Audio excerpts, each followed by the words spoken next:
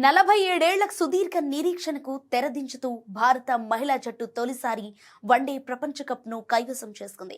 ఫైనల్లో దక్షిణాఫ్రికాను ఓడించిన భారత్ విశ్వ విజేతగా నిలిచింది. అయితే అంతా కెప్టెన్ హర్మన్ ప్రీత్, జెమిమా రోడ్రిగ్స్, షెఫాలి వర్మ, స్మృతి మంధన గురించి మాట్లాడారు. కానీ టీమిండియా వరల్డ్ కప్ నెగ్గడంలో మరో ప్లేయర్ కూడా కీలక పాత్ర పోషించింది. ఆమె సాధించిన పరుగులు తక్కువే, కానీ ఆ ప్రభావం జట్టుపై చాలా ఉంది. ఆమె రిచా ఘోష్. 6వ స్థానం నుంచి 8వ స్థానం వరకు బ్యాటింగ్కు వచ్చిన రిచా 8 ఇన్నింగ్స్లలో 133 స్ట్రైక్ రేట్తో 235 పరుగులు చేసింది. తొలి 6 ఇన్నింగ్స్ ఒకెత్తైతే సెమీస్ ఫైనల్లో ఆడిన తీరు మరో ఎత్తు. ఎందుకంటే ఆ 2 మ్యాచ్ల సందర్భంగా ఆమె చేతి వేలికి గాయమైందని, ఆ బాధను తట్టుకుంటూనే బ్యాటింగ్ చేసినట్లు రిచా చిన్ననాటి కోచ్ శంకర్ పాల్ తెలిపారు.